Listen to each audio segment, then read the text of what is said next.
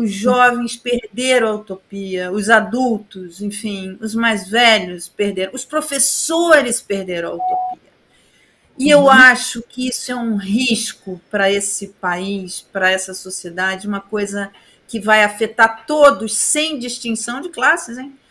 Você perder a utopia, você está se colocando ali na beira de um precipício, sabe? E mesmo crianças bem nascidas, bem alimentadas e que frequentam boas escolas, não adianta frequentar boas escolas se elas perderem a utopia, se elas não tiverem a utopia.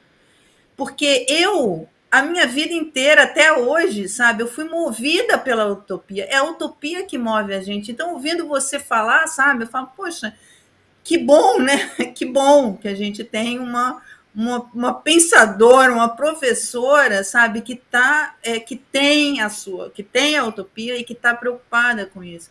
Porque eu acho que de todos os males que vivemos, e não só no governo Bolsonaro, mas principalmente nesse último governo, mas que vem se acumulando, ele simplesmente aprofundou algo que já estava crescendo e já estava aí. O fim da utopia, para mim, é o maior risco que tem uma sociedade. Eu concordo totalmente. E muitas vezes o fim da utopia vem com distopias também, né? Eu acho que todo professor, eu ainda estou aqui embalada, sabe, Mária, pelo lindo show do Bituca, do Milton Nascimento, né? Todo professor tem que ser um caçador de mim, né? Eu caçador de mim. Ou seja, a gente tem que sempre procurar torcer para um Brasil melhor, né? Eu tenho uma frase que as pessoas brincam, mas eu falo para os meus alunos que eu sou pessimista no varejo e sempre otimista no atacado. Porque se a gente perder a crença, não a crença fundamentalista, mas a crença enquanto atitude filosófica interna, se a gente perder a alegria de projetar o futuro, nós paramos. E você veja que o outro lado disso, Mara, é a distopia. Quando crianças começam a falar bem de nazismo, quando os jovens começam a elogiar a ditadura militar, né, isso é quando nós vamos perdendo a nossa fé num projeto democrático, num projeto republicano, de inclusão social, um projeto plural. E isso não perco, não. Eu não troco por nenhuma distopia, né?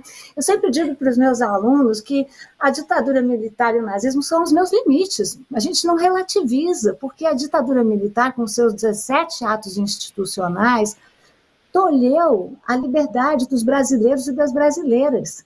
Nós temos que cuidar da nossa memória, do nosso direito à memória, que também é uma atitude utópica. Então, nós temos que honrar as pessoas que foram torturadas, foram sequestradas, foram mortas, desapareceram. Não dá para passar um apagador na história e no passado.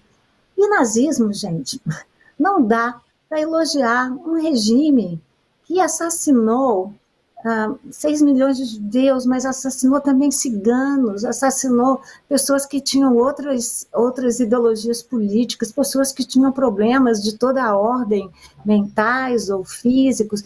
Então, o meu medo é a falta de utopia e a existência agora de uma série de distopias. Por isso que eu chamo esse livro de uma utopia afetiva.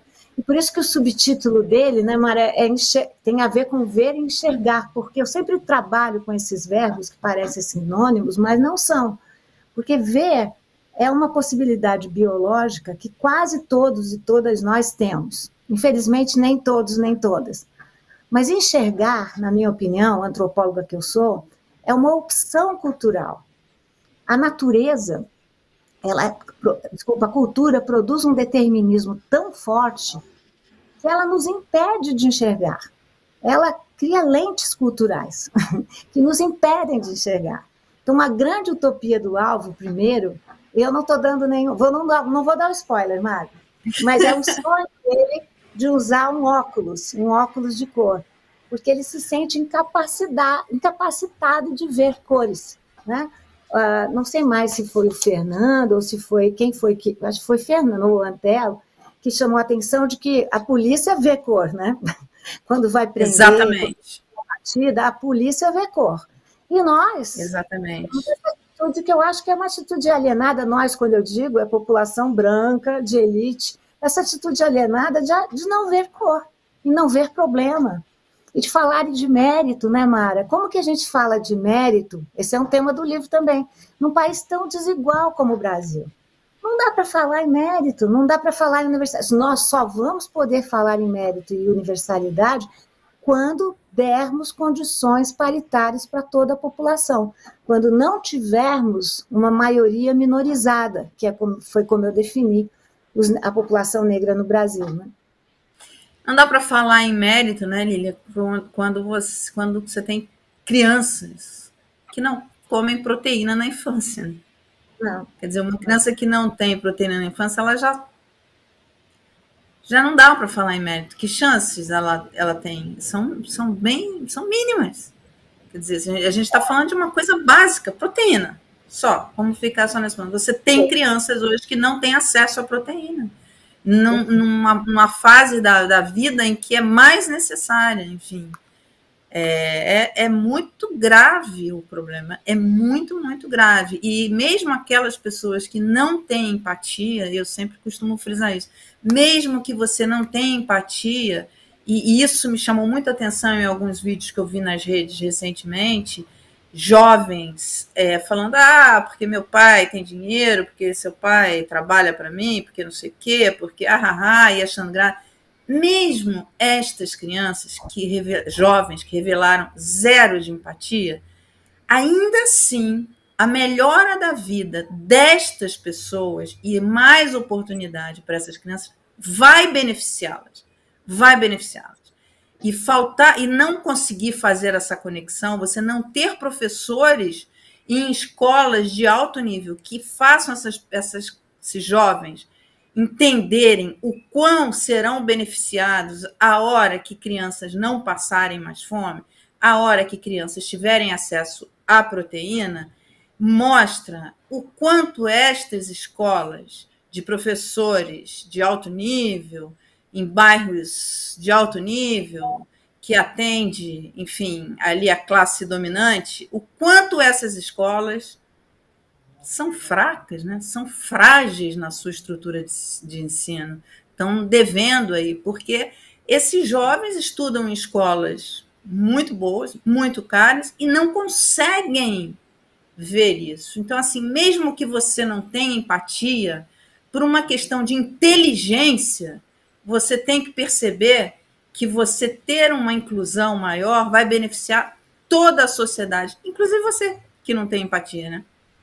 Porque, olha, Mara, pensa assim, se nós vamos concluir com o IBGE que 56,4% da população não tem uma cidadania igualada como a nossa, até se você não tem empatia, você tem que imaginar racionalmente que nós não estamos aproveitando bem essa população, não é verdade, Mara?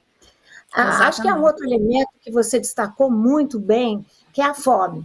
A fome voltou no Brasil, gente. E todos nós sabemos, as pesquisas mostram, que um dos grandes gatilhos, o único gatilho que eu aceito, para combater a desigualdade no Brasil, é a educação.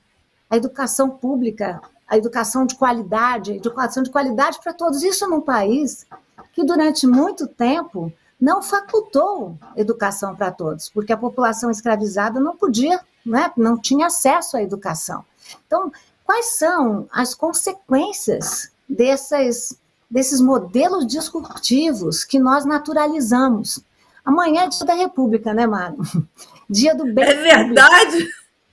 Dia do bem público. Quais são as obrigações do Estado republicano? Prover segurança, e nós já tivemos muitas provas que segurança não quer dizer armar a população civil, ao contrário, quanto mais nós armarmos a população civil, mais inseguros e violentos nós seremos.